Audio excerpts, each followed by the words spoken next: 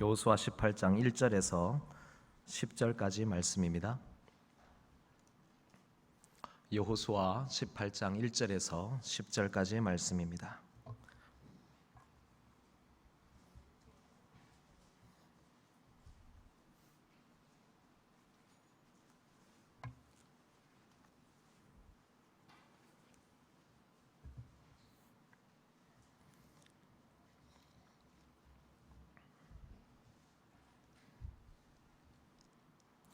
다 찾았으면은 한 절씩 교독하겠습니다. 이스라엘 자손의 온 회중이 실로에 모여서 거기에 회막을 세웠으며 그 땅은 그들 앞에서 돌아와 정복되었더라.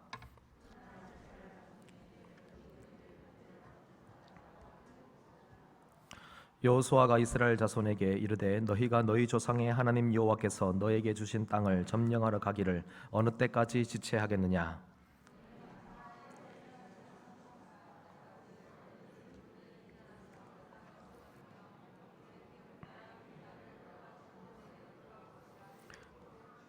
그들이 그 땅을 7부분으로 나누되 유다는 남쪽 자기 지역에 있고 요셉의 족속은 북쪽에 있는 그들의 지역에 있으니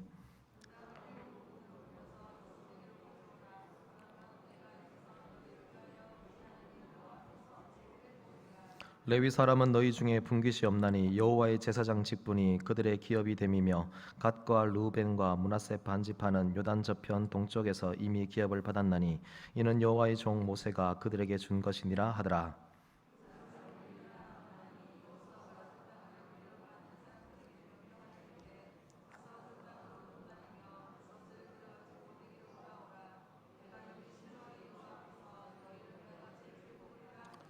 그 사람들이 가서 그 땅으로 두루 다니며 성읍들을 따라서 7부분으로 책에 그려서 실로 진영에 돌아와 여호수아에게 나오니 여호수아가 그들을 위하여 실로의 여호와 앞에서 제비를 뽑고 그가 거기서 이스라엘 자손의 분파대로 그 땅을 분배하였더라. 아멘. 약속과 현실 사이를 극복하십시오라는 제목으로 함께 말씀을 나누겠습니다. 약속이 있습니다. 현실이 있습니다. 약속과 현실 사이는 분명히 있습니다. 그래서 그 간격이 있는데 그 간격을 사람마다 무엇으로 채우느냐라는 것이 우리의 숙제입니다. 사람마다 다릅니다. 사람의 모양마다 다르고 사람의 성향마다 다르고 자신의 처지와 형편에 따라서 다 약속과 현실 사이를 채우려고 하는 모습은 다릅니다. 하지만 사람마다 다 다를지 몰라도 예수 그리스도를 믿는 성도들은 그 약속과 현실 사이를 무엇으로 채워야 되느냐면 바로 믿음으로 채워야 합니다. 하나님의 약속은 그냥 이루어지지 않고 믿음을 통하여서 이루어집니다. 믿음이 필요한 상황을 통과하게 하십니다. 아브라함에게 또한 아브라함의 아내인 사라에게 하나님께서는 계속해서 아들에 대한 약속을 해주십니다.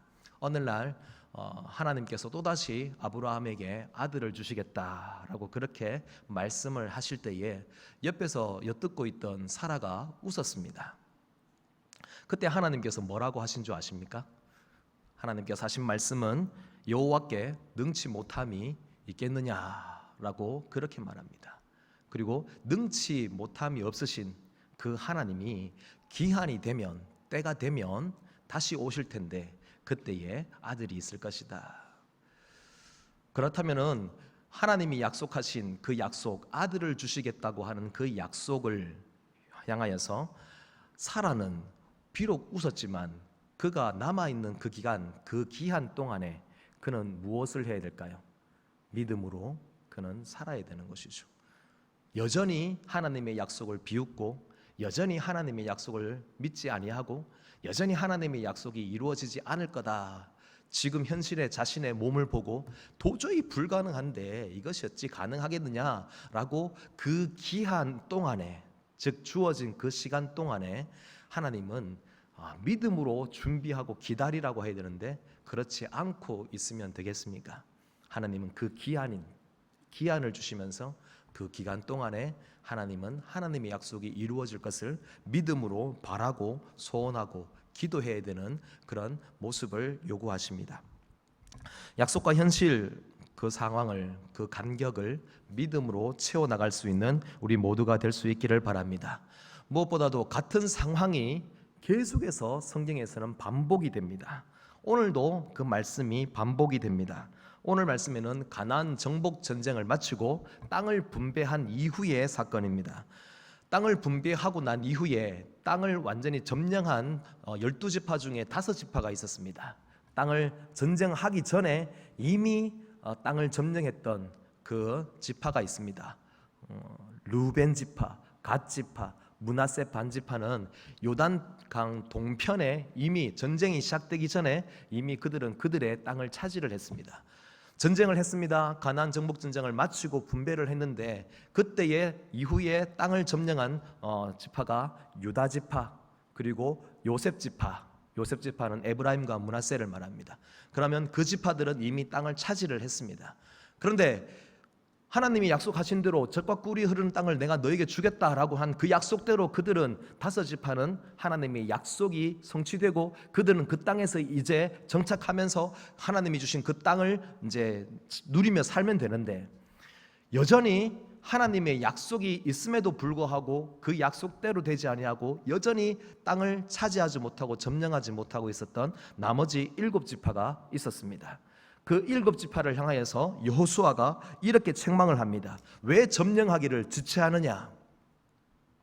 우리의 조상 하나님께서 우리의 조상들에게 주시겠다고 하신 그 약속의 땅인데 그 약속의 땅을 왜 점령하는 것을 아직도 가지 아니하고 머뭇거리고 여전히 지금 이렇게 지체하면서 땅을 차지하지 않고 있느냐? 땅을 점령하지 않느냐라고 하면서 그렇게 책망을 합니다. 왜 다 이 7지파가 그 땅을 점령하지 않았을까요? 왜 점령하지 않았을까요? 몇 가지 이유가 있을 겁니다. 첫 번째 이유로는 아마 그들이 많이 피곤했던 것 같습니다. 많이 피곤했던 것 같습니다.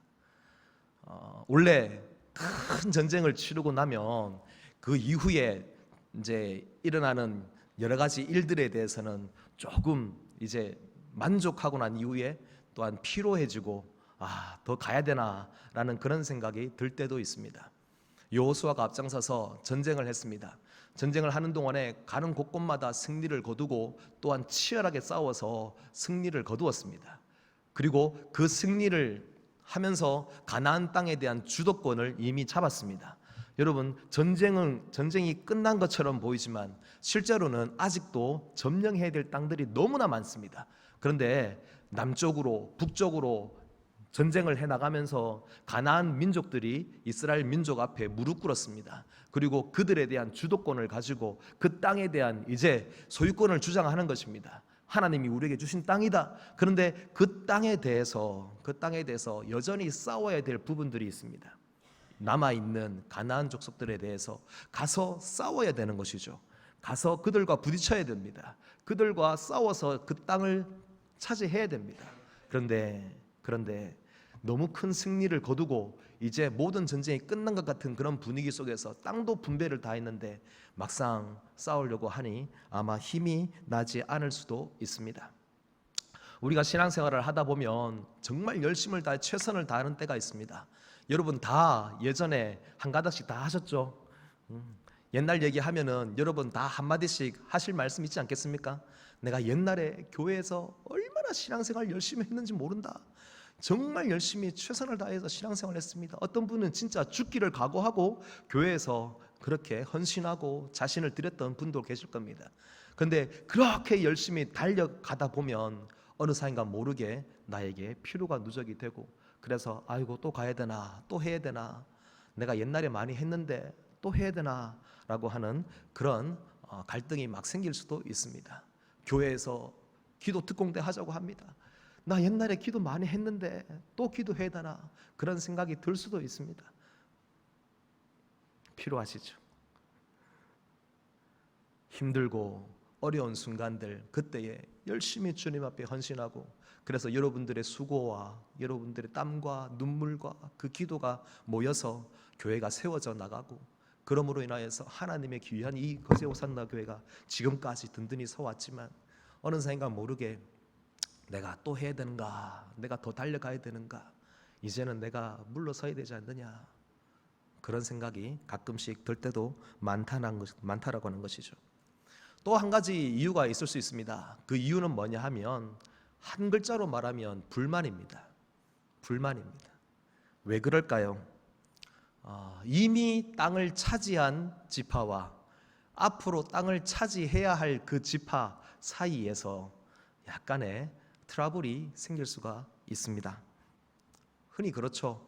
이미 차지한 사람들을, 그 사람들의 그 땅을 보니 왜 이리 좋아 보이는지, 원래 남의 떡이 더 커 보이고 남의 빵이 더 맛있어 보이는 것처럼 이미 땅을 차지한 그 지파를 보면서 부러움이 있는 반면에 야, 저것들은 좋겠네, 우리는 이제 싸워야 되는데 라고 하는 그런 마음이 들 수도 있습니다.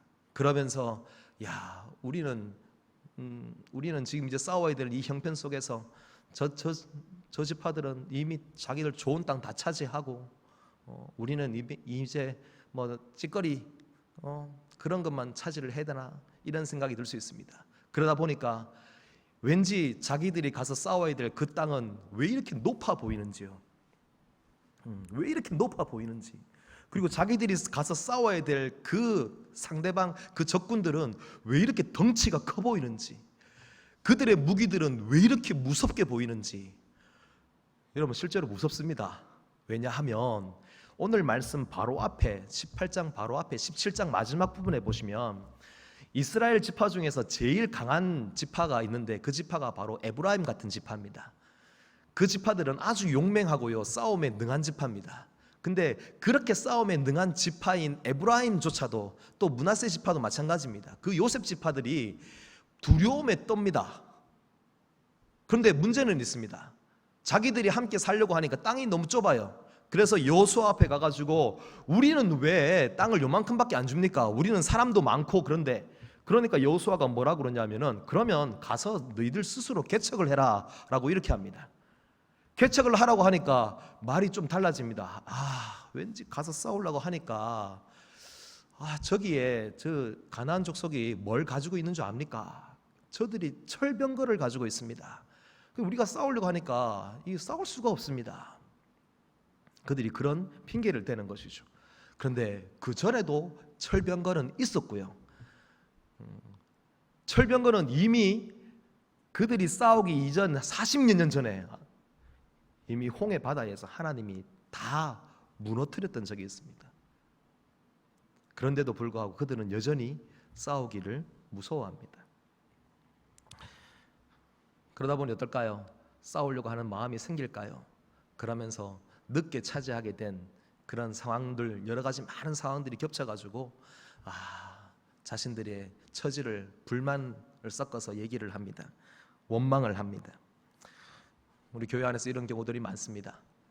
어떤 사람은 내 자리를 잃어버렸다.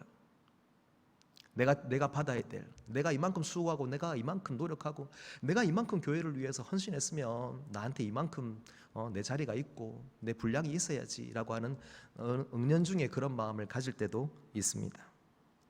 남들과 다른 사람을 비교할 때도 있고, 그러므로 인하여서 점점 불만이 쌓이고 관계가 깨어질 때도 있습니다. 그래서 이런 상황들이 우리 가운데 닥치지 않도록 여러분, 우리는 늘 조심해야 되겠죠. 마지막 세 번째로 그들이 왜 점령을 하지 못했는가 생각해 보면 조금 전에 말씀드린 것처럼 두려움입니다. 두려움입니다. 그래서 현실의 문제들, 도저히 해결될 수 없는 현실적인 문제들 속에서 그들이 앞으로 나아가지를 못합니다. 실제로 이런 경우들이 있습니다. 몰려갈 때, 뭐든지 몰려갈 때는 그 안에 있으면은 잘 되는 것처럼 보입니다. 그래서 조금 전에 그 여호수아가 앞장서 가지고 이스라엘 전체가 완전히 그냥 하나가 돼 가지고 똘똘 뭉쳐서 그렇게 전쟁을 할 때는 여호수아가 앞에 서 있고 든든하고, 그리고 뒤에 막 군인들이, 이 군사들이 다 한마음과 한뜻이 돼가지고 남쪽으로 북쪽으로 막 달려가면서 전쟁을 해나가는데, 각 곳에 뭐 곳곳마다 전쟁하는데 기적도 일어나고 놀라운 일들이 막 일어납니다. 와, 대단한 경험을 한 것이죠. 그런데 막상 분배를 하고 난 다음에 이제 분배된 땅을 차지하기 위해서 너희들 각자 싸워라 라고 하니까 각 지파별로 싸워야 되는데, 각지파별로 싸우려고 하니까 자기들 앞에 아무도 없는 겁니다. 여호수아도 없고, 옛날에 어떤 그 야구 감독이 동열이도 없고 종범이도 없고 뭐 막 이랬다고 하는데, 알고 보니 싸우려고 해보니까 아무것도 없는 거예요. 아무것도, 자기도 싸울 수도 없는 상황입니다. 그러니까 얼마나 두렵겠습니까? 거기다가 조금 전에 말씀드린 것처럼 그들이 싸워야 될 대상, 그 적군은 철병거를 가지고 있습니다. 여러분, 이때가 청동기에서 철기로 넘어가는 시기입니다. 그런데 고작 그냥 쇠칼 하나 들고 있는, 그 창 하나 들고 있는 그런 상황에서 맞서 싸워야 될 그 적군이 탱크를 몰고 온다 생각해 보십시오. 얼마나 무섭겠습니까? 그러니 그들에게는 지금 두려움이 생깁니다. 세 가지를 말씀드렸습니다. 때로는 피곤하고 피로하고, 또 때로는 불만이 쌓이고, 또 때로는 두려움이 몰려오는 여러 가지 많은 현실적인 그런 상황의 문제들이 닥쳐오기 시작합니다. 그러다 보니 이 땅을 점령하기를 왜 지체하느냐, 그런 막 책망을 들음에도 불구하고 그들이 앞서 나가지를 못합니다. 하나님은 분명히 그 땅을 주시겠다고 약속했음에도 불구하고 그들이 처해 있는 그 현실적인 상황을 보니 도저히 이 상황을 넘어갈 수가 없는 것처럼 보입니다. 그런데 여러분, 이 상황은 넘어가야 되는 건 아니겠습니까? 극복을 하기 위해서 도대체 우리가 무엇을 해야 되느냐라고 할 때 하나님이 주신 처방이 있습니다. 하나님의 방법이 무엇인가 라고 할 때에, 여러분, 첫 번째로는요, 1절을 한번 보시기 바랍니다. 1절을 한번 보십시오. 같이 읽겠습니다. 이스라엘 자손의 온 회중이 실로에 모여서 거기에 회막을 세웠으며 그 땅은 그들 앞에서 돌아와 정복되었더라. 자, 오늘 말씀에 보시면 마지막에는 1절의 마지막에 그 땅은 그들 앞에서 어떻게 되었습니까? 돌아와 정복되었다라고 그렇게 말씀을 합니다. 그런데 정복되었더라라고 하는 그 말 앞에 하나님이 한 가지 처방을 내려서 약속과 현실 사이에서 그 간격을 메우지 못하고 여전히 현실에 묶여가지고 막 지체하고 있는 그 사람들에게 하나님이 하신 방법이 무엇이냐 하면 바로 실로라고 하는 곳에 회막을 세우는 것입니다. 이전까지만 해도 이스라엘의 중심지가 어디였냐면 길갈이라고 하는 곳입니다.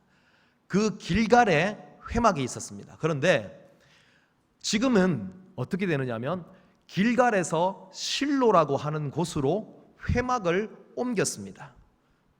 회막은 바로 이스라엘의 중심지입니다. 그래서 회막에 있는 그곳이 이스라엘의 중심지가 되는데, 즉 그 땅의, 그 나라의, 그 백성들의 모든 생활 터전의 중심지를 어디로 옮겼냐면요, 길갈이라는 곳에서 실로로 옮긴 것입니다. 그래서 실로에 옮겨서 거기에 회막을 세웠다라고 하는 것은 우리 도대체 무엇을 말하는 걸까요? 단순히 그냥 장소를 옮긴 그 문제가 아닙니다. 이제는 길갈이 아닌 실로가 그들의 중심지가 된다. 그리고 그 실로는 전체 땅을 생각했을 때에 길갈보다 이스라엘 백성들의 더 중심에 있습니다. 더 중심지로 갑니다. 그래서 그 중심지가 있고 그 중심지에 회막을 세움으로 인하여서 그들 생활의 터전의 중심이 변화되도록 만든 것입니다. 그 전까지 싸워왔고 그 전까지 해왔던 모든 것들은 다 내려놓고 이제 완전히 실로라고 하는 새로운 터전에서, 새로운 곳에서 새롭게 시작하라고 하는 것입니다. 실로 속에서. 그리고 실로는 나중에 가면 더 의미가 더 많아지겠죠. 그런데 지금 당장은 무엇이냐 하면 그 의미는 바로 지금까지 싸워왔던 길갈을 벗어나서, 물론 길갈도 의미가 있지만 길갈을 벗어나서 하나님이 다시 머뭇거리고 지체하고 있는 그들에게 다시 시작할 수 있도록 믿음으로 지금 격려하고 있는 것입니다. 그래서 실로에 회막을 세웠다라는 말은 무슨 말이냐면 믿음의 중심지를 세웠다라는 것입니다. 우리가 약속과 현실 사이에서, 그 간격 사이에서 갈등하고 때로는 지체하고 머뭇거리고 어떻게 해야 될지 알지 못하고 막 그렇게 살아갈 때에, 여러분, 그때에 우리에게 가장 중요한 것은 뭐냐 하면 다른 방식으로 그것을 채우는 것이 아니라 우리의 중심이 바로 믿음으로 서는 것이 가장 중요하다는 것을 말씀해 주는 것입니다. 여러분의 중심이 믿음으로 설 수 있기를 바랍니다. 내 마음의 중심, 내 생각의 중심, 내 행동의 중심, 내 말의 중심, 그리고 나의 모든 생활 방식의 중심이 오직 믿음으로 세워지는 그런 은혜가 우리 가운데 있을 때에 약속과 현실 사이의 그 간격이 결국에는 메워질 수 있다는 것이죠. 사람들은 각자 원하고 바라고 소원하는 것들이 있습니다. 그리고 그것을 메꾸기 위해서, 그것을 채워나가기 위하여서 각자 자기만의 방식으로 그 간격을 메우려고 합니다. 그래서 우리가 잘 알듯이 우물가의 한 여인, 사마리아 여인은 남자들을 통하여서 그것을 채워나가려고 했었고, 우리가 잘 아는 삭개오 같은 사람은 그의 평생에 예수님 만나기 전에는 그는 돈으로 그것을 채워나가려고 했고요. 그런데 그의 마음들은, 이 두 사람의 마음은 어떻습니까? 늘 공허하고 늘 괴롭고 늘 아프고 채워지지 않는 그 공허함 속에서 늘 괴로워하는 그런 삶을 살아왔다는 것이죠. 결국 그것으로는 도저히 메울 수가 없는데, 오직 그것을 메울 수 있는 것은 오직 믿음 하나밖에는 없다는 것을 우리가 꼭 기억할 수 있기를 바랍니다. 여러분, 믿음이 결국에는 우리의 삶의 터전이 되고 믿음이 우리 삶의 중심이 되도록 하나님께서는 그것을 먼저 말씀하십니다. 그때에 그렇게 회막을 세웠을 때에 그 땅은 그들 앞에서 돌아와서 정복되었더라 라고 하나님이 선포하시는 것이죠. 지금 이 상황을 한번 보십시오. 믿음 편에 있는 사람이 있습니다. 누굽니까? 믿음 편에 있는 사람. 지금 이 시대에 하나님은 믿음을 말씀하실 때에 그 믿음을 두 사람을 통하여서 하나님은 믿음의 샘플을 보여주시고 믿음의 모델을 세워놓고 말씀하시는 겁니다. 그 믿음의 샘플이 뭐죠?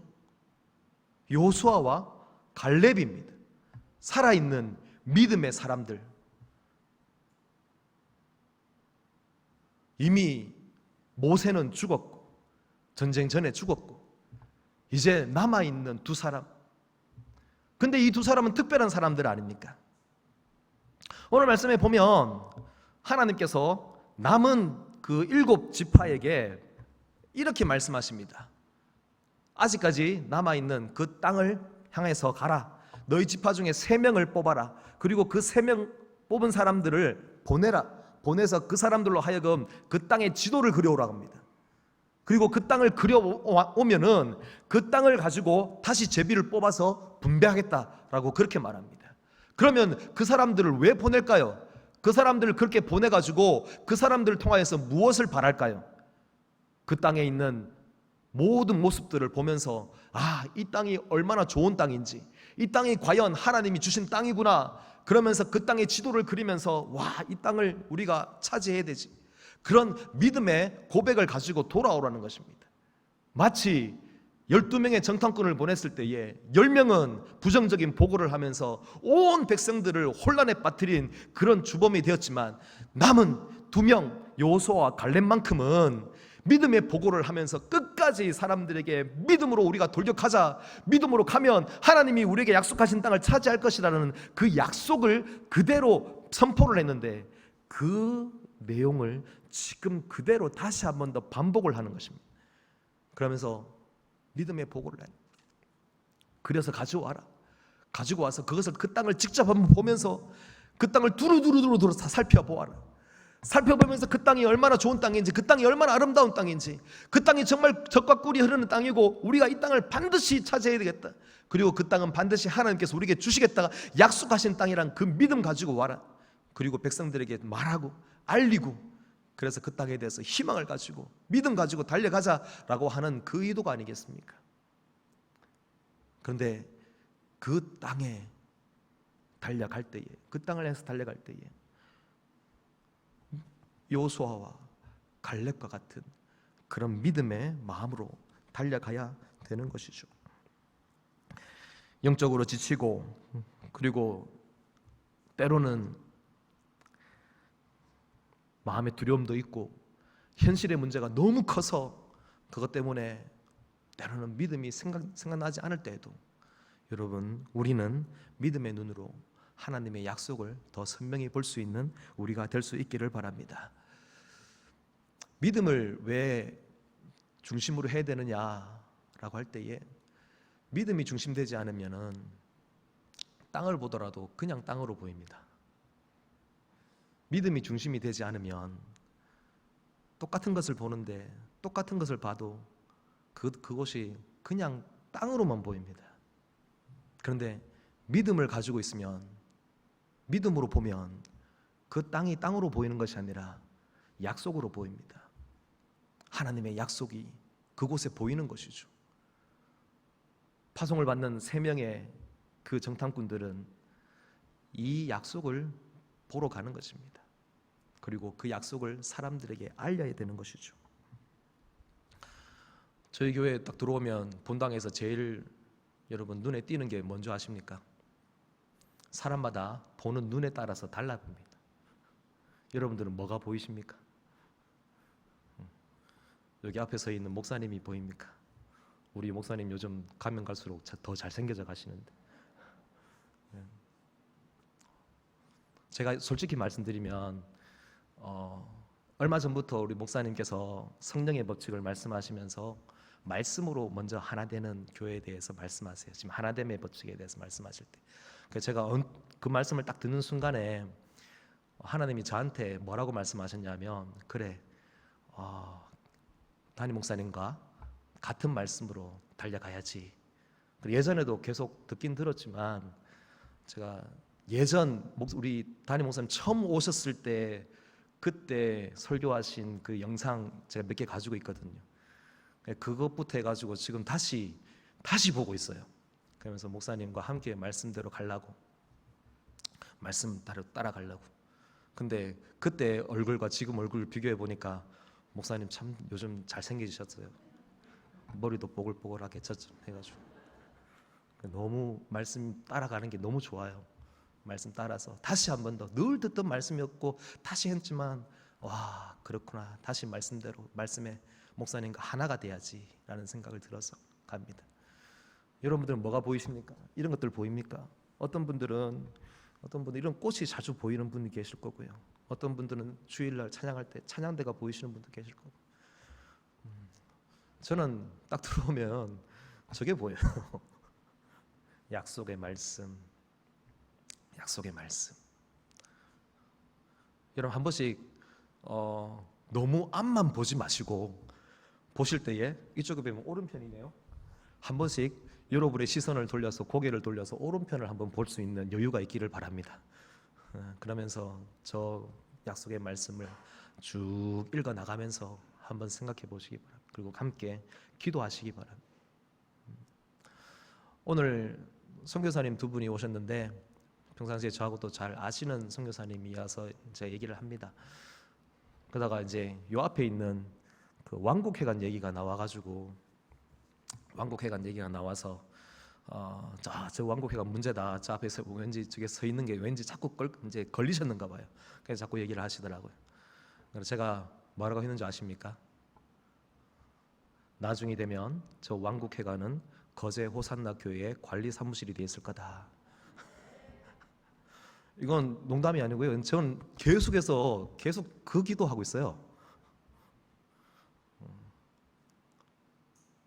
제가 2년 전부터죠. 2년 전부터 새벽 기도를 마치고 늘 앞에, 여기 앞을 쫙 걸어갈 때는 늘 그때 새벽이잖아요. 우리 교회 새벽 이 분위기가 진짜 좋습니다. 너무 좋아요. 걸어가면서 저기서부터 해서 1차, 저기 2차, 1차 사이를 쫙 한번 눈을 들어 땅을 탁 보면서 하나님 저 땅을 우리에게 주십시오 라고 기도합니다. 세상 사람들이 보면 미친놈이죠. 하지만 왠지 그런 마음을 자꾸 주셔서 그냥 뭐 그렇게 기도하는데 뭐라 하겠습니까? 맞죠? 그래서 하나님 앞에 하나님 저 땅을 주시면 좋겠습니다. 저 넓은 땅 저기다가 저곳에 선교 마을도 세우고 저곳에 가난한 사람들, 힘든 사람들 또 도울 수 있는 그런 센터도 세우고 뭐도 세우고 곳곳마다 좋은 일을 할 수 있는 그런 귀한 사역할 수 있는 그런 땅을 만들어 주시면 좋겠습니다. 그 땅을 볼 때에 같은 땅이라도 그 땅의 시세를 보고 그 땅의 유용 가치를 보면서 저 땅 사놓으면은 나중에 돈 좀 되겠는데 라고 그렇게 보는 사람이 있고, 그 땅을 보면서 어떤 사람은 하나님의 약속을 보고 하나님이 기뻐하시는 일들이 이루어지기를 바라고 소원하는 마음으로 보는 사람이 있고요. 왜 그럴까요? 그의 마음의 중심에 믿음이 있으면, 믿음이 없는 자가 보면 땅이지만 믿음이 있는 자가 보면 약속으로 보인다는 것을 여러분 기억하시기 바랍니다. 여러분들은 여러분의 눈으로 무엇을 보십니까? 우리는 믿음의 눈으로 믿음의 일들을 볼 수 있는 믿음의 사람들이 되기를 바랍니다. 약속과 현실 사이를 극복하는 방법 다른 거 없습니다. 하나님을 기뻐하시는 믿음으로 우리가 더욱더 하나 될 수 있기를 바랍니다.